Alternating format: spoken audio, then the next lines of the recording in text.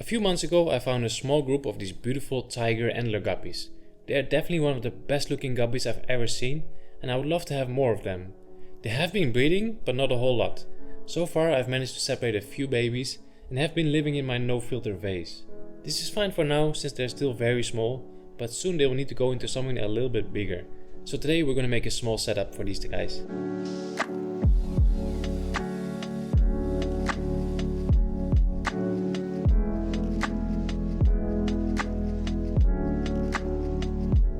Okay, it's Sunday today.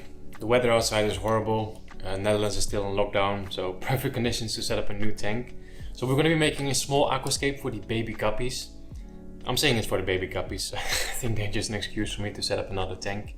Okay, so I'm currently in the process of kind of changing up the shelf a little bit. So on the empty spot I used to have the 10-liter cube. That one didn't really have a purpose anymore. I mean, the glass was pretty scratched. It was quite old already. There was just a few shrimp inside, so I took that one down a few days ago. I did still have some really good plants in there, so we might reuse some of those today. Then the 20-liter cube, I've also rescaped that one recently. That's going to be another video because I'm going to get rid of that one as well. I'm going to give it away as a birthday present to a family member. So I rescaped it into something that's a little bit more low-tech, easy to maintain. In a few weeks I'll get rid of that one. And then of course we still have the vase. So that's where the baby guppies are in right now. Of course they're all hiding now. Oh, there's one. And yeah, the vase is, I still really love the vase. I can't get rid of this one. So I think this one will get a different place in the house. And then we have 3 empty spots. And today we're going to fill up the first spot with a new tank.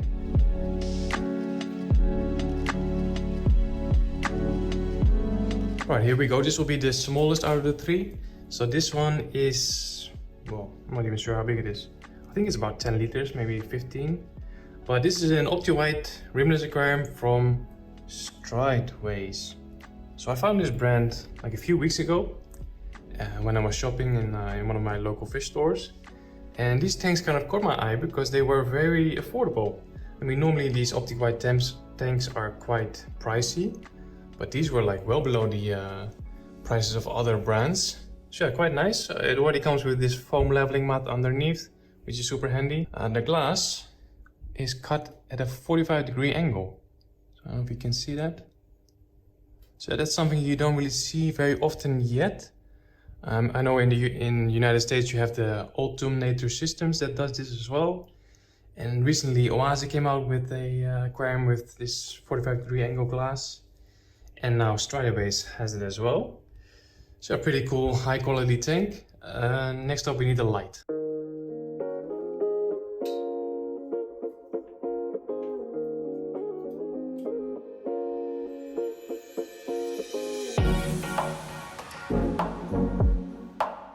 Well, that already looks good on its own like that. So this light is a Twinstar 30B. So the B stands for budget, like literally, not joking. This light is, I think it's 30 euros or something, it's like $35. And look how bright it is, and look at those greasy fingerprints. Yeah, this is a nice budget light, and I think we got ourselves a nice combination here. So like a small 10-15 liter tank. I'm not going to use any filter, not going to use any CO2. I know most of my tanks here and everything that I show on the channel is pretty much high tech. And I know a lot of you guys that are watching also prefer the low-tech side of the hobby. So this one's for you. I don't have a lot of experience with no filter aquariums. I mean, the vase was pretty much the first one that I did without a filter. So yeah, but let's see how this goes. I mean, the previous 10-liter cube that was here was also without a filter. But I did set that one up initially with a filter, and I just removed the filter later on. So yeah, I think this will be my first real no filter aquarium. So let's see how it goes. So full transparency, the tank and the light were sponsored by Twinstar and Strideways. I'm collaborating with them to kind of show off some of their new products. So I have a few more tanks and a few more lights as well. So in the coming weeks you'll see more of these 2 brands on the channel.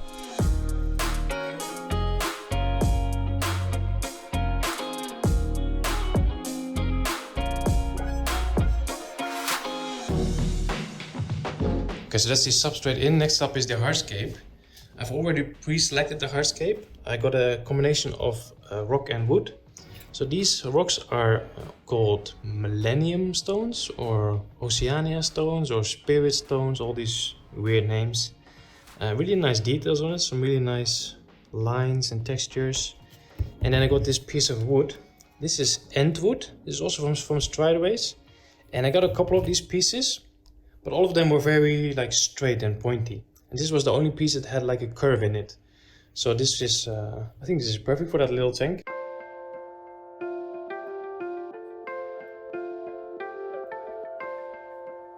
Yeah, I think this piece of wood was destined to be in this small tank. I think that looks really good, right? We have a nice little curve in there, starting high on the left, ending low on the right. So I think we can turn this into a nice triangle style layout. So we have some tall stems in the back left corner, something a bit more low on the right here. I actually didn't buy any plants for this layout. I'm just gonna pick up some random bits and pieces from all of my tanks. I have a few pots left over from the 70-liter Scapers tank as well. So yeah, let's just continue with the rocks.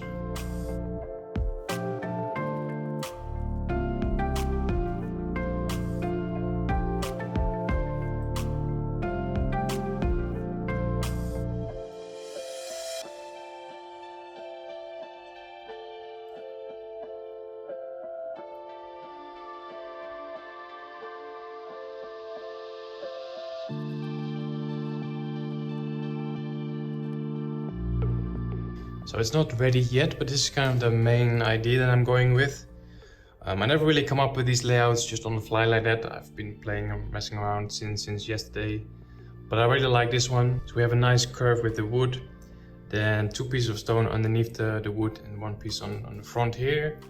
A little side view.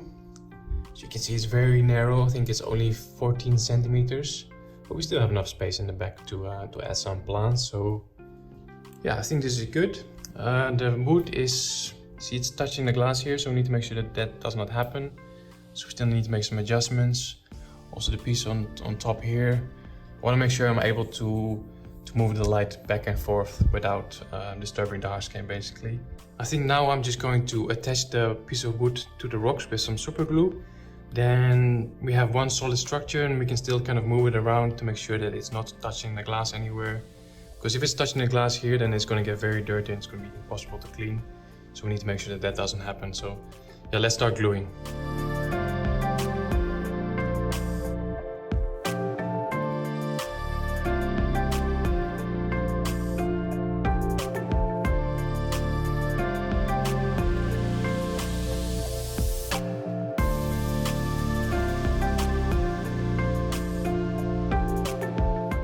Okay, I've run into some issues with the gluing part. So my usual method of paper towels and liquid super glue always works for me. But with this piece of wood, it's not really sticking properly. So I'm going to try something else. I've got some cotton pads. This is a little different consistency than the paper towels. So let's see if this works.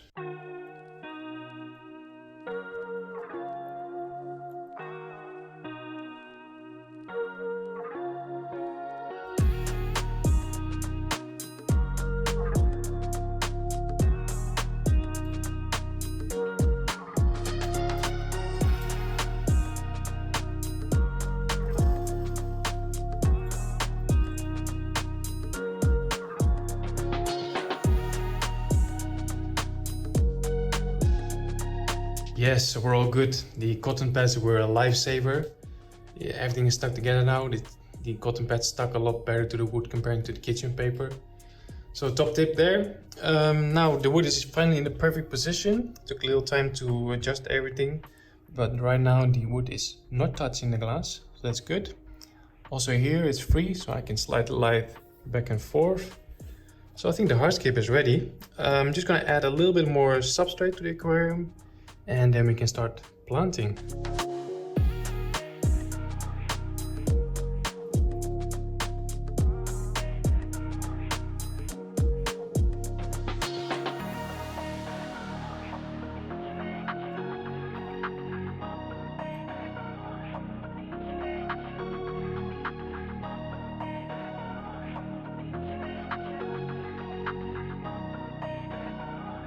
Okay, so the hardscape is now ready.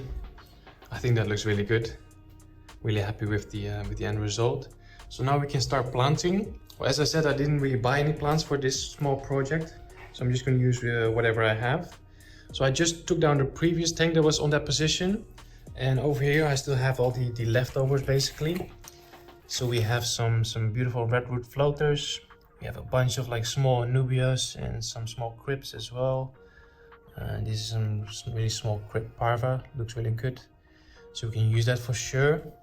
Over here I have 2 pots of the Glossostigma. Just set up the 70-liter scapers tank. I use Glossostigma as a carpet there, and I have still 2 pots left over. So I'm thinking of using this, although this is not it's not really an easy plant. Since we're not going to be using any filter or any CO2, this might be a little tricky. But I'm going to try anyway. I mean, we have 2 pots, so we should be able to basically get a full carpet from the very beginning. So yeah, let's just give it a try. If it doesn't work, we can replace it with something else. And let's see what else we got. So the 2 Twinscapes are both looking really good, maybe a little bit overgrown, but we really have some really nice weeping moss in here. It's looking super lush. We can maybe take some from there. I also have 2 beautiful clumps of Anubias in here. Look at this. How good does that look? Those 2 clumps of Anubias we're gonna use for sure, I think. For sure, I think. Yeah, for sure, or you think? I think we're gonna use those Anubias as well. Let's see, maybe we have something in the big shallow. I do really love these crypts. This is Cryptocoryne wendtii Kompakt from Nano. It's a really small, it's not small, it's like medium-sized crypt. But it looks really good, especially in combination with the Glosso carpet. So I might steal a small patch from here. And then we also have a load of the tripartita mini. This is that fresh green plant over there. I think this is a perfect plant for a no CO2 tank.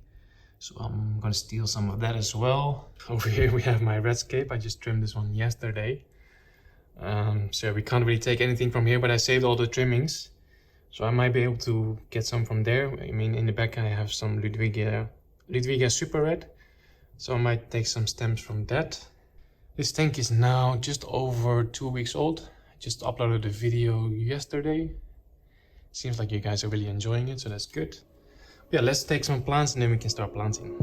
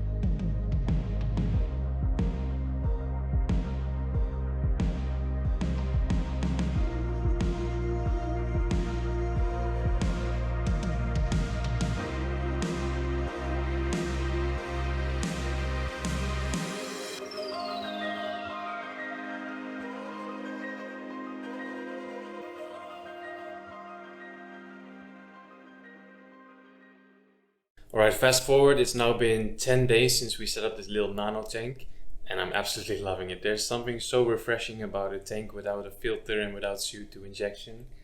So I just want to do one more water test, just check if all the parameters are okay, and then I think it's time we add our guppy babies. Actually, just 2 days ago, the guppies just had another batch of babies, so the vase is getting a little bit crowded now. So yeah, this is how the tank looks after 10 days. It's not a huge difference with day one, but there definitely has been some decent plant growth, especially with the red stem plant, the Ludwigia super red. That one seems to be enjoying this tank. Also really like how this moss is starting to grow. So this is weeping moss, and now you can kind of see that it's starting to grow. It sort of starts to bend towards the ground, so it starts to weep, I guess. We have some crypt melt as well, unfortunately, but that was kind of to be expected. So these small crypts here in the corner, a few leaves are starting to melt, but yeah, that was totally expected. So I've added in a couple of small shrimp. As you can see, one over there. So they'll be the cleanup crew of this tank. So yeah, doing good. Like I said, just want to do one more water test just to make sure we have no ammonia and no nitrite. And then we should be able to add the guppy babies. So they're still all in the vase. I think we have about 15 or 20 right now. So we just had another batch of babies 2 days ago. So as you can see, it's getting a little bit crowded in here. It's going to be fun catching these. It's definitely going to be difficult.